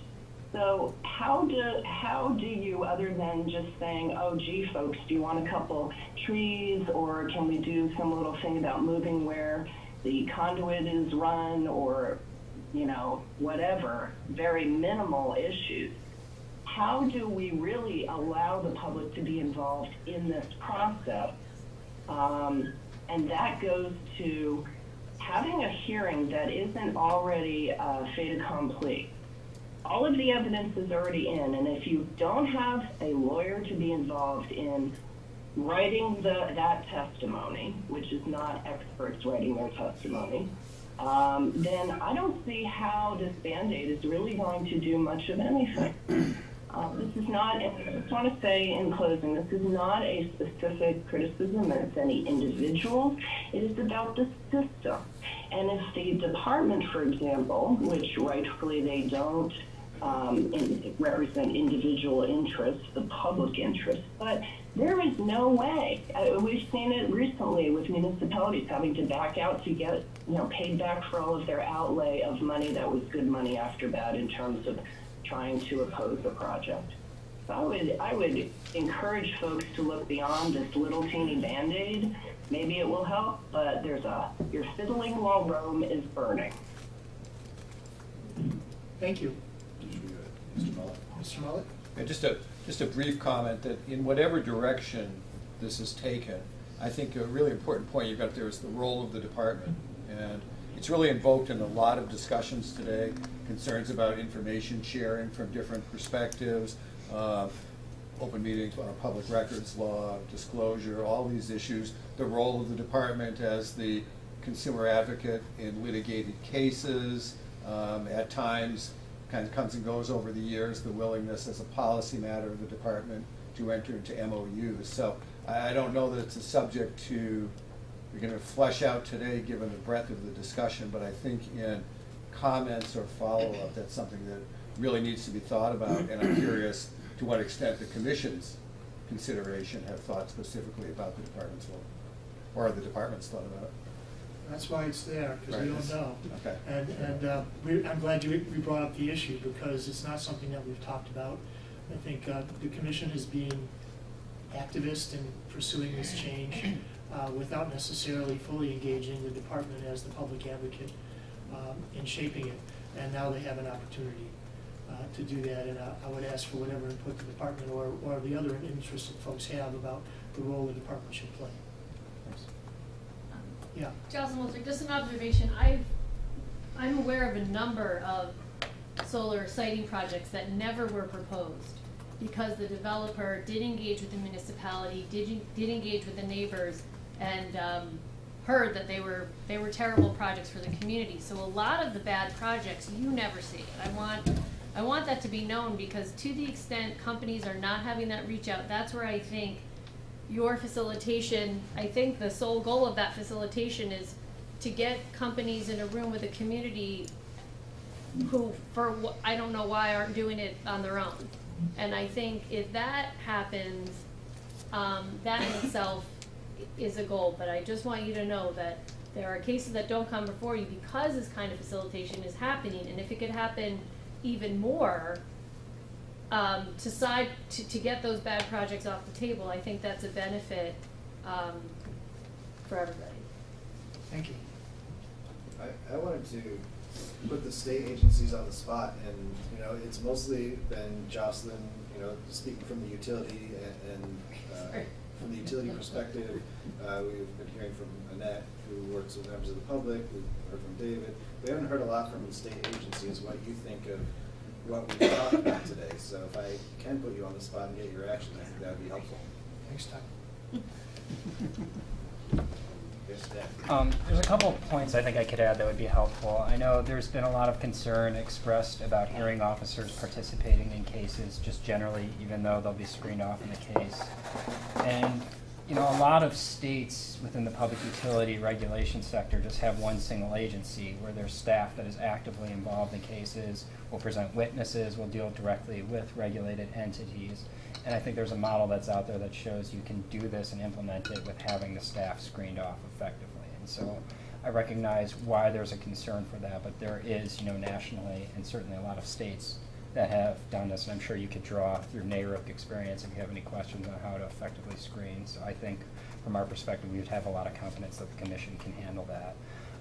And I do know, having worked in the department for about 4 years now and going to cases, there's a lot that you all at the commission have no idea that's what's going on in cases before they get to you. Like Jocelyn said, a lot of cases will disappear before they even get filed.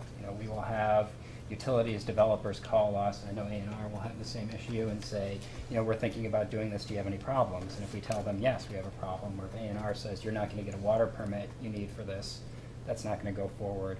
But there's just a lot of interactions that I've found helpful, knowing in the background of what's going on, interactions between developers and communities. We do go to meetings. I know in 248A, communities can require us to go to those meetings, and those have been helpful. I've seen, developers work with towns and, listen to concerns, or if a town says, we're not going to support this under any way, shape, or form, sometimes they'll walk away from a project. And I think, you all seeing sort of that dynamic that plays out as parties interact before they actually develop their testimony, develop the issues that they want to litigate for cases that ultimately are litigated, I think would be beneficial for you, just knowing the process that's developing behind the scenes, how things typically work, why some things are getting to you on certain issues that are being contested. For those of you that haven't participated in the department or as lawyers in litigation, I think you could draw helpful insight for that. And one thing I would add, so for 15 years I've worked at the department, and kind of my stump speech and talking to groups and towns is, if this is a contested case, half of you are going to like me at the end of the day and half of you are going to hate me. And in more recent years, I have the renewable community who continually contact us and say, this is the worst state in the country to get something permitted in. It's a little hard for me to believe when I drive to Middlebury. That said, we also have interveners that say you're not representing the people in this, and so having that fund position, I think anything that we can do to help participation for the pro se interveners, and to something Brooke brought up a minute ago was you show up at a hearing, and if it hasn't been with the testimony process we have, and I wonder if we could do anything to help the pro se interveners at the beginning understand what the law says allows them to challenge a project, because a lot of times when you'll have individuals and they just simply don't want the project there, and while we're very sympathetic to that, I'm not sure that the law necessarily recognizes that. And we'll see if things change with the RPC and the Act 174 designations, but anything I think early that would help particularly the pro se people would be welcome, however that shakes out. This is Annette Smith. Could I respond to that? Please. I have done my due diligence in assisting citizens and have come to the conclusion that the only way to effectively participate as a citizen in the PUC process is to be a lawyer. Because what happens throughout the case development, and especially at the hearing, is that lawyers pull out rules. I mean, I don't know how many rules have been cited today, but in order to participate effectively at the PUC, you need to not only know where to go find the rules, but you have to learn the Vermont Rules of Civil Procedure. You have to learn the PUC specific rules and where they maybe don't follow the Vermont Rules of Civil Procedure. It is so impossible. A citizen is just learning about an application. They're trying to understand the application itself, and then they have to go through the process rules. I think I understand as well as anyone who's not a lawyer, and it's impossible. It is simply impossible. You have got to go to law school in order to participate in this process. And every time I have sat next to a citizen in the hearing room, at some point when they raise an objection or do something that's the right thing to do, the other side pulls out the rule and shuts it down. And it's not a level playing field. I want to speak to the role of the department. I think that most Vermonters who I've worked with would say that what they see the department doing is sometimes negotiating deals with the developer that then are presented as MOUs, and they're not a party to any of that, or they sit in the hearing room and the department never asks any questions. I mean, it's stunning to how many, we've been videoing these hearings for years. It's stunning how little the department and other state agencies actually participate in the process. I don't even know why they come, because they're not doing anything. I mean, in my view, a contested case means that the other side, if you've got a developer who brings in information, then you challenge it. It doesn't matter whether you oppose or support, but you challenge it so that then the deciders get the best information. And the department is not fulfilling that role. Now, I want to speak to one other aspect of what I learned from Dr. Lawrence Susskind. When he opened up the wind facilitation meeting in 2011, he said that the reason that they were having it was because the Department of Energy was concerned that New England was not going to be meeting its goals for building out wind because the developers were coming in to communities and not getting their projects built. And so they got a grant from the Department of Energy to put on this program, which you had to apply for. There were 30 wind developers in the room, 30 people from regulatory agencies. There were a couple people from the Department of Public Service, and there were people from communities that wanted wind energy. And he framed it as, some people think it's a policy problem, the problem with wind energy. Some people think it's a technology problem. I happen to be in that camp. I just don't think it's an appropriate technology. His position was that the wind developers were taking too much money out of the community and not leaving enough behind. And that's something we haven't talked about. But what we did in the workshops was we We did role-playing. We negotiated agreements about how to deal with that. We negotiated agreements about how many turbines could be built and how much money could your community get for it. And the money piece of it is a really important one, because we are seeing a lot of transfer of wealth through the renewable energy development, where there's a lot of money that is being made by developers and investors, and especially wealthy investors are making a lot of money, yet our communities are not seeing those kinds of financial benefits. And so as part of a community-based stakeholder process, it creates an opportunity to actually discuss the, he called it mutual gains negotiations. So I'll stop there. Thank you for letting me speak. I have 3 things on here. Please. Noreen Hessen had said, thanks Annette for your description of a true community-based stakeholder process.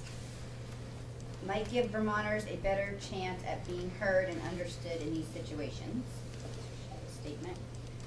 Mark Whitworth thanked Brooke for her statement. And then James Dumont said, in response to Jim Porter's excellent suggestion, why not do this? In each pre-hearing conference order, set a date for filing objections to pre-filed testimony, so pro se folks don't need to find that buried in the rules. Can you read that last? Sorry. They would like in the pre-hearing conference order. Sorry, I just new one just popped in. Sorry, it didn't. All right, they want to have a date set for filing objections to pre-filed testimony. So the pro se folks don't need to find it buried in rules. It would be written out. It's a good suggestion. It is a good suggestion. And then Brooke Dingeldine just said, what is the point of a hearing?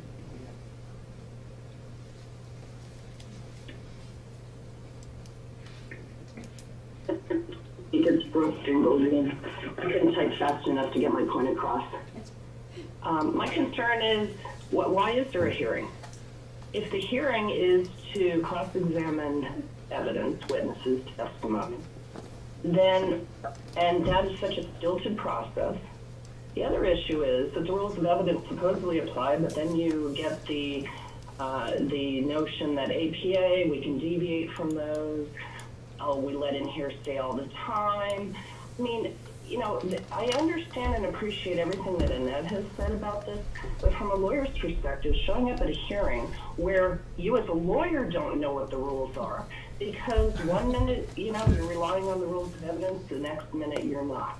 You throw them out the window because somebody didn't put in some brief a month ago objecting to hearsay and why it shouldn't be admissible. That's a problem. And so why are you even holding hearings if in fact there's no point to them? Everything's already on paper, and to try to cross-examine people in that context when the lawyers have written the pre-filed testimony, the rebuttals, the back and forth ad nauseum, to the point where it's like, why are you wasting the resources to even convene everyone in a room? Why not eliminate all of this back and forth pre-filed? Look at Act 250. Act 250 actually holds hearings, and they incorporate APA as well as rules of evidence, but it's predictable. So I appreciate the notion that, gee, let's tell the pro states ahead of time so that they know what they're doing. But you're stilting this process so that people are not testing the evidence. It is no longer a contested case between witnesses that you say, what are you basing this on? Explain this to us. And instead of them explaining it to us, they open up their pre-filed testimony and just read what the lawyer, you know, said, yes, this is what you should say. And I'm not saying that lawyers are doing something wrong, but I, as a lawyer, wouldn't let an expert reporter or testimony go in without looking at it, making sure it's correct in terms of how we want to, you know, use the law to the advantage of the client. So this is a bigger picture issue, folks, if you really want the public to be engaged. And the few lawyers that try to help people, not, you know, the green energy developers. And I think, you know, everyone has their role and they do a good job. I myself have been on every side of every issue, from developers to what people refer to as NIMBYs, neighbors, what have you, even municipalities. I want a predictable, fair, level playing field. That's all that I'm trying to seek here by advancing the position and trying to articulate how difficult it is for even a town or city to get involved in this process. It is too expensive. Stop letting the lawyers write all the testimony and have a real hearing. Thank you. Thank you. We have other comments that are I on had the... one more from Annette Smith. It says, James, thank you for that suggestion. There has been an issue in at least 2 cases where the petition is deemed incomplete, and then there is material submitted to make it complete. Interested parties may not receive that notice in time to file an objection according to the rules. In the room? Mr. Porter? Well, in one place we've had some success, I think, is with 248A and cell tower siting, and I think in that, at the notice level, the town can request a hearing with the petitioner, the department, and the townspeople, and actually I think we're allowed to retain experts under the statute at that very early stage, and that has provided in several instances that I was involved with a forum where everybody's in a room and we're not talking about whether you have met, you know, the burden of this criterion or that criterion, and it's just a general sense about the project, and I think it's been a helpful process, and I wonder if we had something, because, you know, we have these information sessions now, typically when the public hearing is, but the project is baked at that point. And so when we were talking about having the earlier outreach of, you know, what the petitioner's done, I think it's been helpful when the department with the ability to have experts and to come in and, you know, at that level you can say to someone, I'm sorry, I know you don't like the way this looks, but you know, there's a 99.2% possibility you're not going to prevail on that. Here's what you maybe should be looking at. And to Brooke's point, if you come into a hearing late in the game, yes, because there is a legal process that I think works. I think it's very difficult at the hearing, unlike maybe in other legal venues where you show up and there's an aha moment on the witness stand. That just, it doesn't happen here. And so maybe earlier outreach, that type of facilitation would be helpful with the citing. Yeah, just one thing that I think you all should be mindful of as you're going into these hearings. One thing we get from a lot of people when we go, whether it's meeting with town or people just calling us up on the phone because we can talk to them about projects, is people really want advice on how to get involved and how to proceed. And I, as a lawyer, have to be very careful in drawing the line where I can help somebody procedurally and how they can participate in the Public Utility Commission process, but I can't give them specific legal advice. And Tom, I know you're not a lawyer, but you know, you just need to be prepared for people to ask these questions of you and make sure that, you know, as you're getting involved, you're aware of where those lines are and how you can help people to participate and what you can't do, and make sure you're able to articulate that as clearly as possible to people as to why those lines exist. Understood. Chris Camden, Regional Commission. A few things. I'm glad you brought that up because it's a point I was going to make. We've always participated pro se, and probably just as an individual RPC or maybe even just as a participant in cases because of the number of VY dockets. I guess we've kind of become professional pro se participants, and I could say even having all those hundreds of thousands of hours of experience, like Jim Dumont's suggestion about being able to object.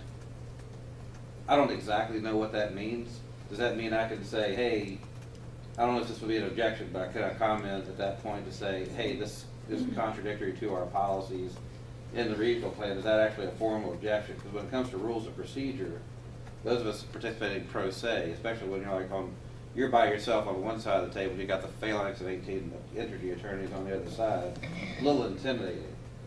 You also don't know precedent, and precedent's really difficult to research.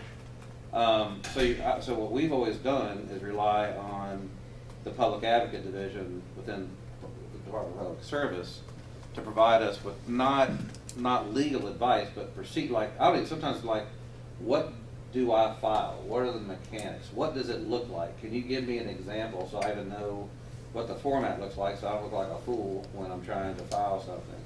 And frankly, I don't know, our experience with Department of Public Service in that regard has been really good, but I don't know that that's their role because they are still a party. And so let's say their position is contrary to ours and our position is based on our policy. That would seem to be more a PUC responsibility to provide that advice on just the mechanics of participation, what is an objection, what are the rules, just trying to explain the basics. Again, not advising if you should offer an objection or something like that, but just what are your options, what's your menu. This is what something like that would look like. On 248A, I'm just going to touch on this real briefly because that's a trigger for me. Because within our commission, our perception is, we're supposed to get substantial deference under 248A. And in our experience, we've not commented like it's not pretty. It's more like this tower is too close to a road. In the event of a wind event or something, it's going to fall across the road. Can you move it? And we've never gotten anything. And frankly, and I'm just going to be real candid, what a former DPS staffer told me at one point was that the opinion within the PUC, or at least among a hearing officer or somebody, was that town and regional plans have no standing in 248A. So when the legislation was passed saying that regional and town plans should get substantial deference, my radar, my alarms are going off because I'm like, we're blown off constantly in 248A. Now I've been told many times that, rest assured, we're going to get substantial deference under Act 174 after our 2 years of process and adopting regional energy plans based on the state standards, and the PUC is going to take that seriously. But maybe it's because we didn't know to use that mechanism in 248A to have that conversation about, again, this is not just like it's an ugly tower, it's commercial right, our view. Right. These are other more substantive issues. But I just wanted to put that out there. I don't know that I would hold that up as a shining example of process. But again, maybe it's because me as a pro se participant, us as a pro se participant, we don't even know what tools to avail ourselves of under 248A, and I certainly know that under 248 we're at a disadvantage. So I know that's going deep. I know we're getting beyond the facilitated and mediated process, but then I have to say that mediated the discussions we had in the last VY docket around negotiating MOU, there was no mediator, there was no facilitator, but I finally felt like I had some kind of even playing field, like I could just speak plain English and I didn't have to worry if I was violating some rule of procedure before the board or looking like an idiot because I didn't know how to speak like an attorney. Thank you. Are there other comments in the room? I want to put the other state agencies on the spot, see if they have any reaction to that today. I guess you're looking at me, Scott Dillon, PhD. I guess our overarching concern relative to this process is not making it more complicated for us. Generally we get to agreements with developers fairly early on in the process. It's a little unclear in this presentation when agencies are coming into this. But generally the projects work the best when developers get in contact with us early in the process so we can recommend experts when they're needed. We can identify projects that don't have any issues from our interest point of view and so forth. Generally, our final comments or agreements are reached when all the project specifics are very clear. So the project plans, the final plans are there, the screening, the interconnection components, all those things are very clear. So it's, while we can provide preliminary comments to say at a facilitated meeting initially about potential concerns from our point of view, the specifics that we would want to bring bear in the actual proceeding rely on the final specifics of the project and the development plan itself. I don't know what you guys are envisioning when agencies are coming in. We're coming in, as Jocelyn and others have said, developers are contacting us very early You know, we have a few outcomes, as I mentioned. You know, either projects don't have any historic sites concerned, that we provide that information preliminarily to those developers, and then finally in the proceeding, or they do have issues that they deal with, and we may have stipulations that we recommend in a comment letter, or in some cases we come up with the MOUs that bring forth those stipulations addressing our input. And it works fine from our point of view. I mean, in terms of public participation in that, which is one of the focuses of this discussion, I mean, oftentimes there aren't, say, discussion of the public regarding that, but I would hope that most people that are looking, you know, we are the experts in this, in the historic sites criteria, so we hope that they would agree. I would just say sometimes either abutters, neighbors, communities may identify issues, like visual issues with historic sites impacts, but generally they fall into the category of, you know, I don't want to see it, kind of, rather than the, you know, the actual merits of the project. So. I have another comment online. Go ahead. Annette Smith, to Chris Campany's point, even when members of the public do participate, it is exceedingly rare if that participation makes any difference in the outcome. Quote, it is as though we weren't even there, quote, is a common refrain that after members of the public try to fully participate at the PUC.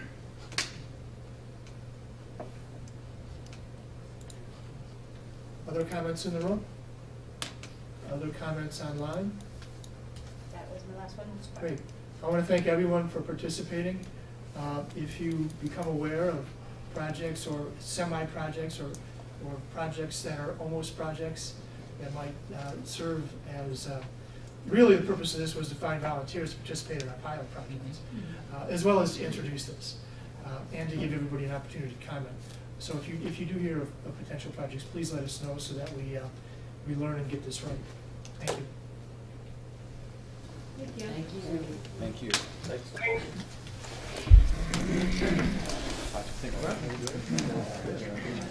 Really? I owe you some money. Yes, I do, for updates. Oh, agree. That's required by state law. No, I want you to bring me some more. Kyle. Next time you go. You get referee in New Orleans and buy some damn glasses.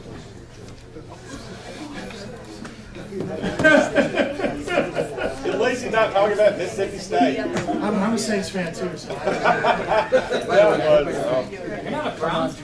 Well, I lived in New Orleans for 2 years. Well, I'm always be a Browns fan. No, I lived in St. Louis. I feel bad that The Browns are so sucking. for me, because I work, so you can't have hearings in the district during the day. Yeah. Well, no, I it's mean, just it started free rank well in the so that was. it was in line. Men's basketball. No, right. These hearings. So are you? Oh, you go with The dog is going to be something case in the yeah, they had threshold given us policy making, you know. Thank you. I was actually going to come tonight, but I They didn't get up to have the 48, you don't know that, okay, I'll pay you X, but dismiss. No, I think it's a good Whatever. That's a hard starting point. Our district from flash freezing. Get colder and colder, right? There were like 3 or 4 cars on. Sounds like she wants to. Because of what they're hydroplaning, because of where it's roads, keeping the roads more, feel like it'd be difficult. Yes, right. That's a. Yeah. Much more involved and complicated. I agree. Yeah, I agree. I don't think it's particularly useful. No. Not my experience. Holly, I thought you did a lovely job. After that burst, Yeah, how'd you get stuck with the sound? Well, Mike ended up asking me what I was doing drinks tomorrow morning, yesterday. Apparently I was right there. And you know, it's your better half. Who was always calling me saying, it's impossible to get it. Oh, I know that. Oh, okay. Okay. She made it as good as you done. What? I said she made it as good as you She done. typically does okay. What's that? She typically does okay. Oh, she does fine. Well, great to see you. Great to see you too. Yeah, thanks. There was also the Verizon case in Waterbury. And Planning and all the other things that again are supposed to help facilitate that. Public involvement and community are there. That was a case where similar to Verizon. right, and you can ask questions all day long when they have stuff that they're going to lose. I don't know. You know, the other part of this is like where Camden's pushing the remote part is like, we're in a crisis. Trying more. It's always that. Bill Dodge is great. Yeah, But I think you. But I do, I mean, I'm interested interested in what. My experience Where, especially if Well, that- he calls a town or he calls us, meeting initially. whatever they're doing, Yeah. he'll always go and ask for it. Shut it off to the wall.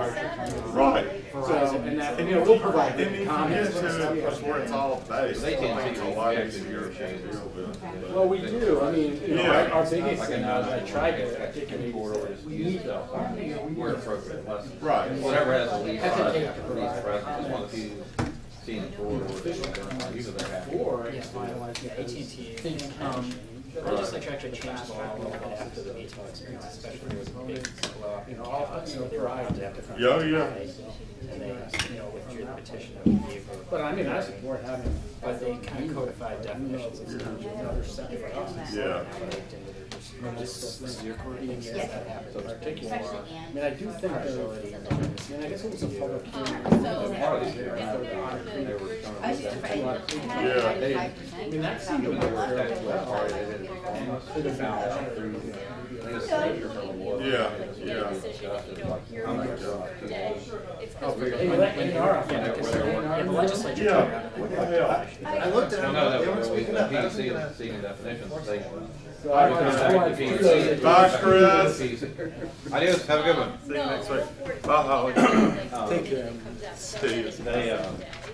They just said, no, we don't have time to party, you can't comment. So, Oh, the part yeah, problem, I and this did is for all the make a PUC, list. they're gonna come some of the comments is back.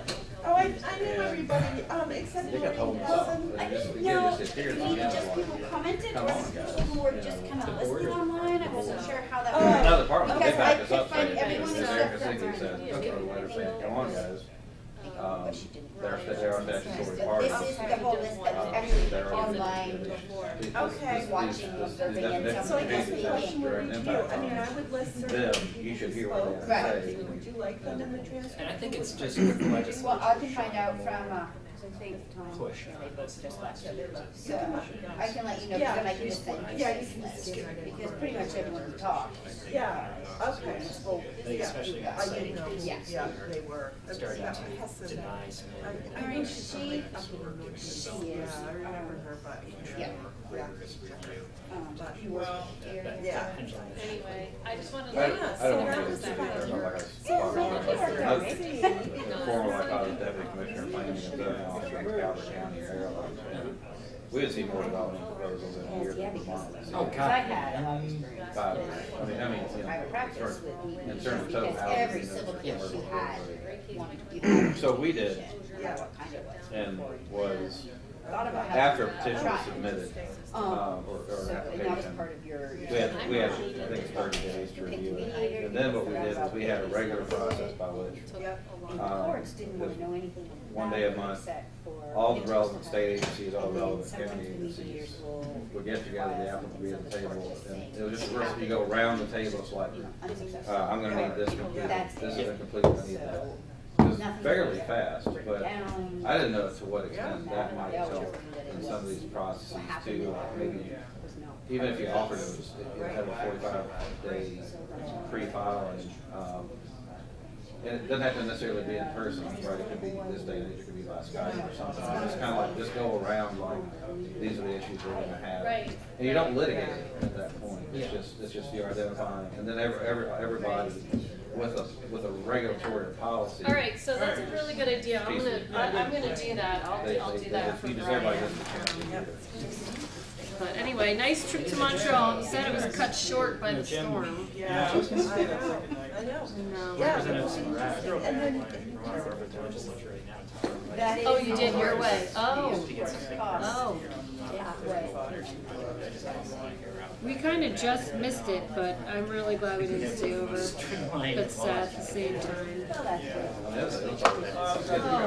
Oh, well, thank you. It's our 10-year wedding anniversary and our 18-year being together anniversary. So, not that we need any excuse to go on vacation, but What I understand with town planner. oh, congratulations! Oh, that's awesome. That's really great. Complex and well thought out. All right, well, Never done. never done one when I can't. No, well, you can't be much like a farm. Massachusetts was, she's a senior planner, has about 35 years experience in food. And, the planner who's not from here, you told them, Vermont is town plans have to. Yeah. They just, I can the brain just kind of jumps in, it's like, they're policy documents, they're not. Well, I hope the interstate's clearer on the way home. Good seeing you, Jocelyn. How you doing, Chris? I'm good. Good. Nice to not see you on Vermont. Well, who knows? Once the reporting starts, hopefully that'll all go well. Yeah. The driving was fun, but. Yeah, I think so. Well, have a safe drive Part of what back. I've been trying, just as chair of the nuclear decommissioning panel, is getting everybody to just calm down. Yeah. Like, you don't have to hurry up and figure everything out. We've got a pretty clear path. Yes, there's a very clear path. Everyone's 5 minutes earlier. Chris can't do under recall. And you probably can't get out any earlier. No, I thought Judy and I, women out front, we She's hearing. a commissioner from Rutland Regional. So, but I don't. Hopefully I'll. Plus my daughter has to get. Out of town. Come from How you doing? We leave earlier now. Good, how are you, Jocelyn? Good. I think that worked well. Thanks for doing I that. think it went all right. We had, because of the weather, people were like, can we do it as a webinar? And I'm like, well, we're not really Yes. set up yet with the cameras and all Yeah. that. So Isn't it for weird what in it the Go was- meeting? It just comes up in this small box. Is that what you're seeing? Like you can't expand the comment box? That's what I found too, yeah. I know. It's really weird. Yeah, it didn't, nothing got bigger. I know. But then I don't think, because I record the whole thing, but I don't think the comments and stuff are really part of that until I read them Until you out read them loud. in. Yeah, that was Which smart. were like Annette and somebody else were trying to send links to stuff. And I'm like, Oh. you really can't, So I think I'm gonna send an email outside and ask the people if they really wanted to be part of, To send it to they you. can send it and I'll give it to Here are them. these extras. Oh, pretty much. Have a safe drive back. So sad, we have all this beautiful stuff. And now it's Oh. just messy. It is a mess. Well, nice meeting you all. Did somebody leave a bag here? Yeah. Thanks for running the Oh, that show. must be. Glad it turned out all right. Oh, it worked out well. And good to see you, Kim. I always Good think to it's see funny you. though when all the people were making noise, not meeting. Yeah. They're like, I don't think this is gonna work. Your system's not working. It's not me. I could mute them all, but then they didn't like that because then they couldn't speak up when they wanted to. So There's always. there's always somebody, and we try our best. So Well, have a safe trip back, Paul. You got a ways to go. Yeah, it'll be okay. Now that the sun's up, it'll be fine. Yeah, that's 6:30 right. to It's 8:30. light. That helps. my husband does plowing just in winter. It's not like business, just plowing random people and make a little extra money. And his guy called him at 5:30 this morning. I got one at 4 o'clock this morning. My driveway is a sheet of ice. And he's like, and? So He said, when you asked me if I could plow for you, I told you I don't have a sander. He's not like a business. And he's like, yeah, but I can't get in. I was like, I'll go get a couple buckets of sand. So he called my husband to come up there and throw sand in his own driveway. I said, you charge him for a plow. Oh, my Isn't that goodness. ridiculous? Yes, it is. I'm like, they projected this was gonna happen. Why is Where do you he live? shocked? In Barry, Barry City, up outside the city, but, and this is a guy who lives over in Barry Town, and his driveway goes like this anyway. So it's like, I don't know what he expected to occur. But, Tough day. Well, that was nice of your husband to go help. I probably would have. well, and then we had. Said you're on your own. Well, we had a 2-hour delay for school, so our daughter was home, and I had to get here, because I knew we had this going on, so he ran off to do that, so she was home, so I have to FaceTime her while I'm trying to like, then they canceled school, so. Yeah, oh, gosh. What a day. Seems like it should Be a Monday or something. Don't, it's Thursday, No, one more day. Alright, I think I'm gonna elevate up because I'm not going up the stairs with my ability to forget something. I think that goes with John Brady and maybe. Oh, yeah, because this camera's still here, yeah. So I'm just gonna shut the lights out. Yeah, he'll, when he gets nice.